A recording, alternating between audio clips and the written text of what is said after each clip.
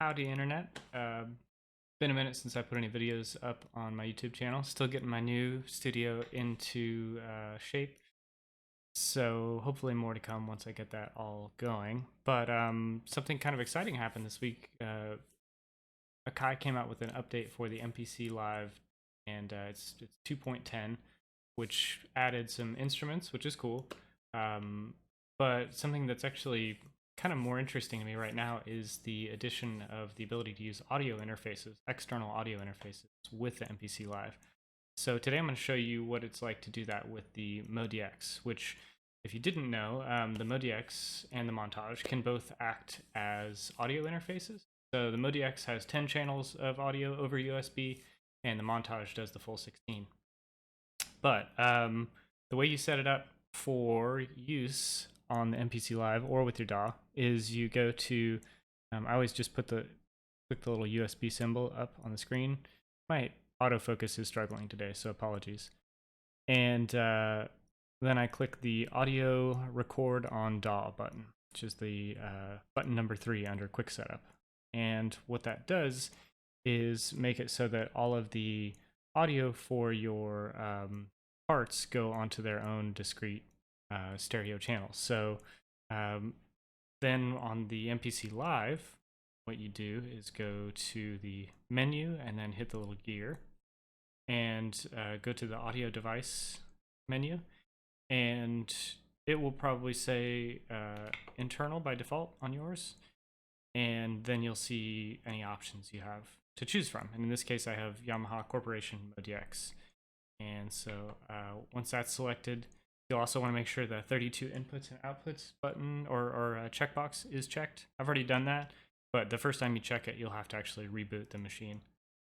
So once that's all done, then you go to your audio inputs, audio tracks rather, and you'll change your input to whatever input you want to select for that instrument. I've already got these broken out into drums, bass, and melodic parts. This is kind of my template.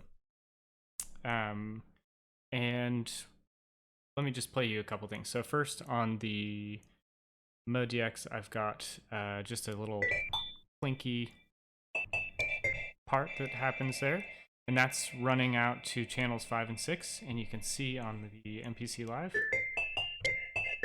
we've got a little bit of activity, and that's that instrument. So now I'm going to solo the bass part, which is on track 2 on the modx, but comes out on audio channels 3 and 4. And oh, that's the bass part. So we can see that there is audio coming in through the channels 3 and 4 onto the MPC Live. And let's check our drums. So you can see it's coming out from part 1 on the modx. It's coming out on stereo channel 1 and 2. Okay, so now that we've got those all put together, let me try to demonstrate this without blocking my other camera.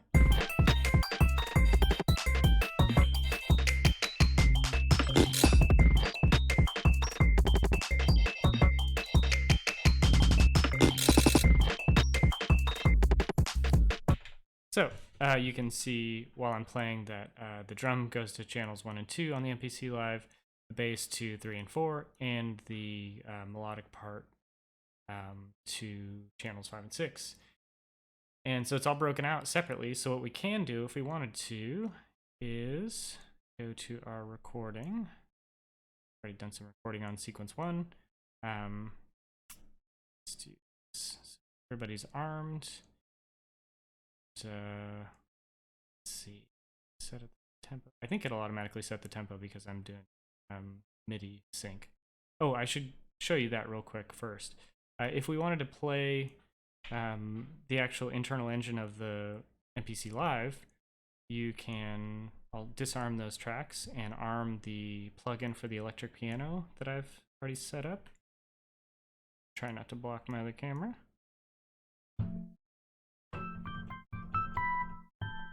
So I'm sending MIDI through from the modx into the MPC Live, and it's coming, the audio is triggering the MPC Live's engine, which is coming back over that same USB cable into the modx, which is pretty wild. And I can actually control the volume of the MPC Live using the USB monitor, volume monitor control that's dedicated on the modx. So pretty cool. Let's see what it's like to record audio from the montage or the modx into an MPC Live all at once. So back to my, and yep, BPM 170 all around. And let's see, 2, 3, 4. Whoops. All right, undo. I think it should undo all of them. Let's see. No, just okay. So you have to hit undo as many times, I guess, as you have instruments. Oh. All right. Good. Normally, if you're just recording one track at a time and you hit undo, that one time undoes the take, which I have to do a lot. Interesting difference with doing multiple tracks simultaneously. Let's go back to our monitoring page here. Okay, let's try to hit the button at the right time this time. 1, 2, 3, 4.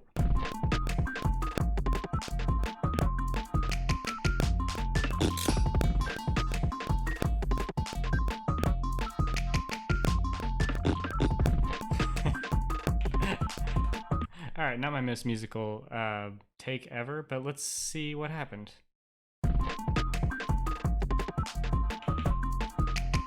Yeah, so that's pretty cool. So that was one take just using the pre-programmed arpeggio. And if I didn't have an MPC Live set up right in front of my modx, it would probably be easier to play something a little more enjoyable. But you can see that on my drums channel, I've got the drums here. So let me solo that.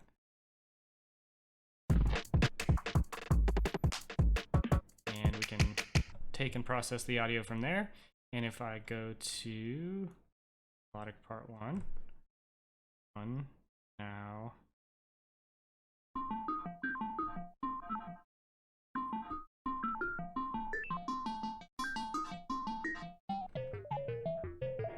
So I can start messing with the audio if I want to, or chop it up or whatever it is. Sounds like backwards.